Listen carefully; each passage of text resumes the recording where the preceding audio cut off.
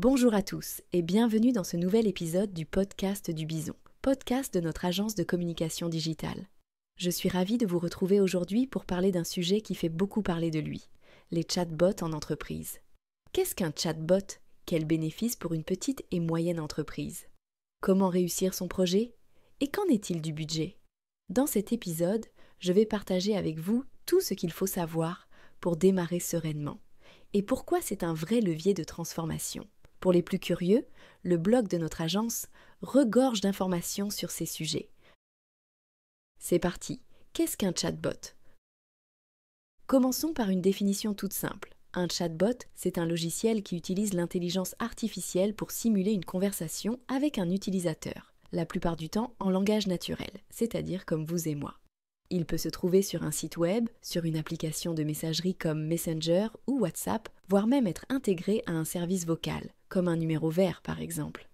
Vous êtes-vous déjà demandé pourquoi de plus en plus d'entreprises installent ces petites bulles de discussion en bas à droite de leur site ?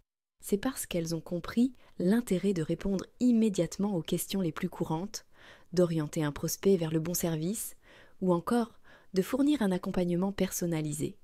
Et oui, nous sommes tous devenus assez impatients. On veut une réponse tout de suite, à toute heure. Vous pouvez d'ailleurs tester Busy, le chatbot de l'agence, sur notre site.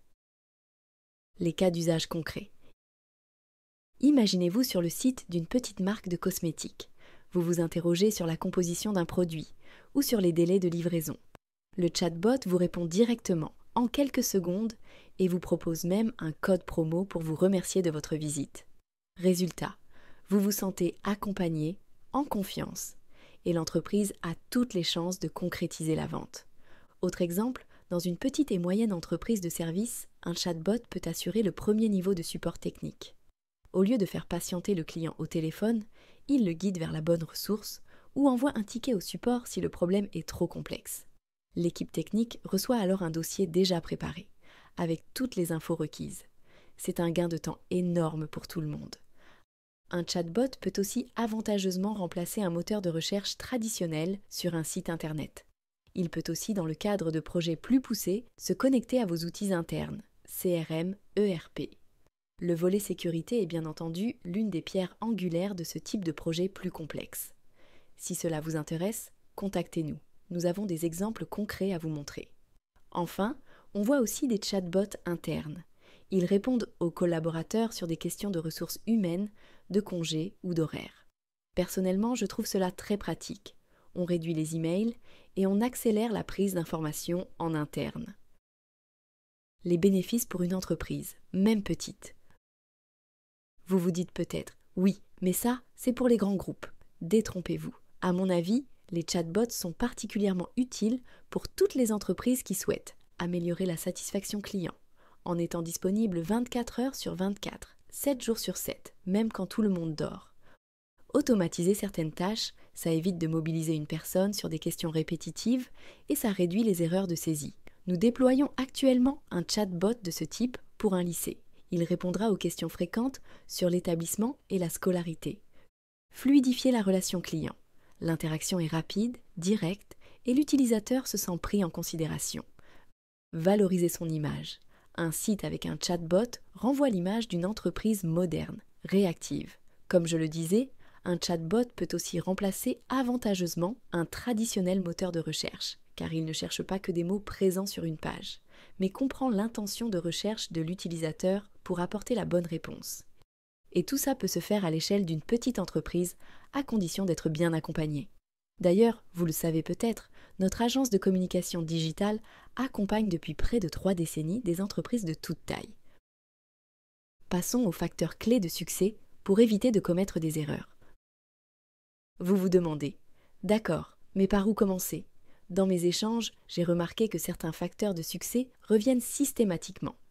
Des objectifs clairs. Est-ce pour aider à la vente ? Pour soulager le support client ? Pour qualifier des leads ? Il faut définir la raison d'être du chatbot, pour répondre à des questions souvent posées ou pour offrir un premier niveau d'expertise par exemple, une bonne compréhension des points de douleur. Que veulent vraiment vos clients ? Quelles questions sont posées en boucle au service client ? Quelles informations manquent le plus sur votre site ? Vous devez avant tout bien connaître vos personas, c'est-à-dire le profil type de votre interlocuteur. Le choix de la technologie et du moteur d'IA. Selon la complexité de vos besoins, vous n'aurez pas forcément besoin d'un moteur ultra performant ou d'une IA de dernière génération. Parfois, un chatbot plus basique, si vous avez peu de questions récurrentes, suffit largement. Une approche itérative. Commencez petit, testez le chatbot sur un périmètre réduit, ajustez, entraînez l'IA, puis élargissez. C'est un conseil que je donne souvent, car la perfection dès le premier jour est rare. Une phase de test et d'entraînement. Il faudra nourrir le chatbot avec vos FAQ, vos documents internes, voire des connecteurs à votre CRM ou à vos bases de données. Plus il apprend, plus il sera pertinent. Des itérations et évolutions régulières. Une fois en place, le chatbot doit être mis à jour, enrichi. Sinon, il risque, selon le sujet, de devenir obsolète. Mais là encore, il peut parfaitement, selon les cas d'usage, être alimenté par des données en temps réel. La sécurité et l'intégration. Si vous branchez le chatbot sur des API tiers, votre CRM, votre ERP, votre base de données client, assurez-vous que tout est bien sécurisé. On parle quand même de données sensibles. Si tout est fait dans les règles de l'art, n'ayez pas d'inquiétude. Le design et la personnalisation. Un chatbot peut être intégré très simplement via un petit widget sur votre site ou de façon plus poussée avec un design aux couleurs de la marque et une expérience personnalisée. Plus vous allez loin, plus cela implique un budget, mais c'est aussi un moyen de vous démarquer. Justement, et le budget dans tout ça ? Ah, la grande question du prix.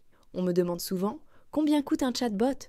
Et je réponds toujours « Ça dépend du périmètre ». La complexité et le budget d'un chatbot peuvent varier de manière significative en fonction notamment du moteur d'IA choisi, un LLM ultra performant ou une solution plus standard. De l'ampleur de son apprentissage, combien de documents, combien de données, quelle diversité de questions. Des sources de données, votre site, vos PDF, vos outils tiers, etc. Du niveau d'intégration, design sur mesure, connexion complexe à un CRM par exemple. De l'ampleur de la communication autour du lancement. Et ça, c'est justement notre expertise d'agence. Faire savoir que vous avez un nouvel outil pour mieux servir votre audience.